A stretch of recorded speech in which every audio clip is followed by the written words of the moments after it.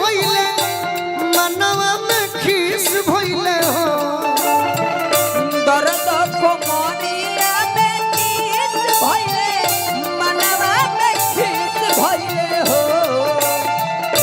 दर्द कमरिया में विष भइले मनवा में खीस भइले हो दर्द कमरिया में विष भइले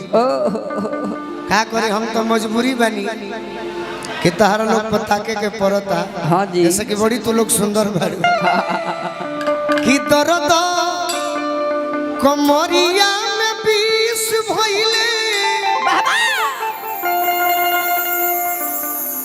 ए हम मनवा में खीस भइले हो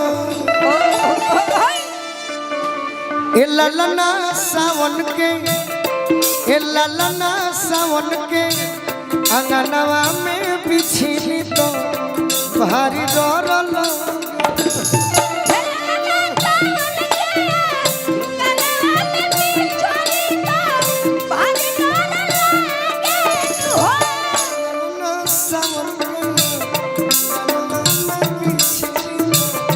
भारी डर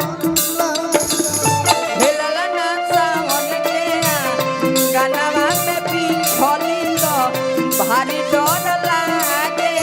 हो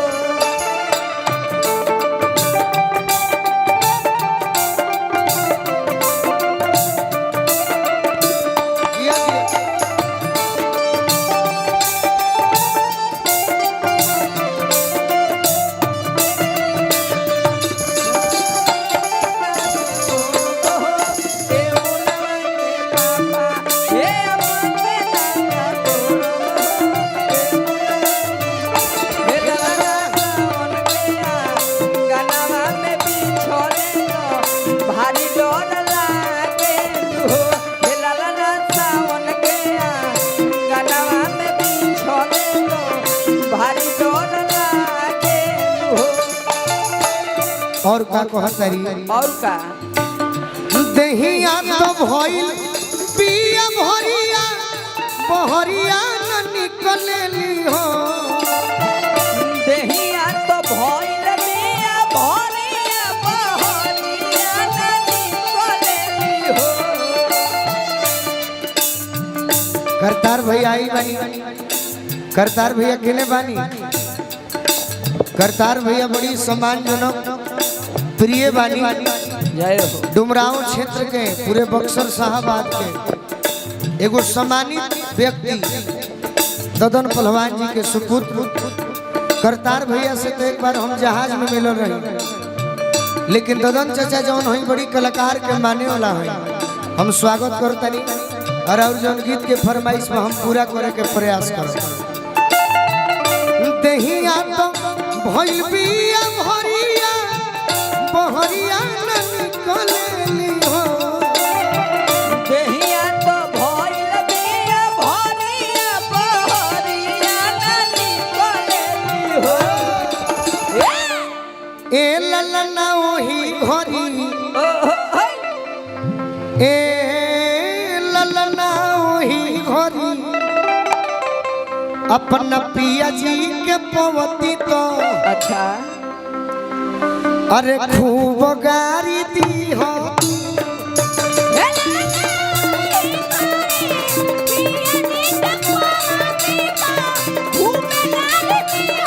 ए ललना ओही घरी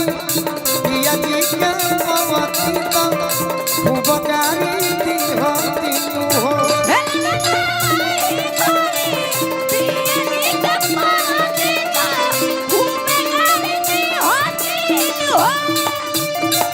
सतया बीतने महीने की नौवा चढ़िया हो सतया बीतने महीना की नौवा चढ़िया हो सतया बीतने महीना की नौवा चढ़िया हो ए ललना ए ललना ए ललना धनिया के देह दूगो रइले की मुँह पियराइल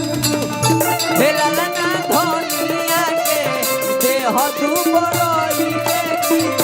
मुँह पियराई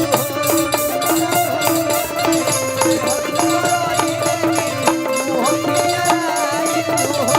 लाला ना धनिया के देह तू बड़ई देखी मुँह पियराई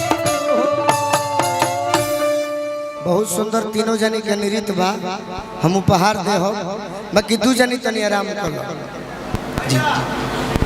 रीतलाल यादव बहुत बहुत ही सुंदर आशीर्वाद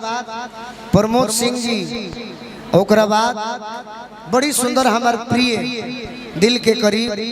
रीतलाल यादव जी के तरफ से बहुत बहुत आशीर्वाद बा आशीर्वाद के प्रतीक्षा बा तनी रौरो आराम कर ली ना बैठ जा तले अतना नाचे खातिर मेहनत मत करे हेबे कनो समय आराम नहीं कोई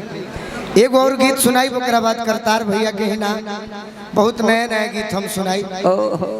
जो अभी यूट्यूब पर नहीं खे आई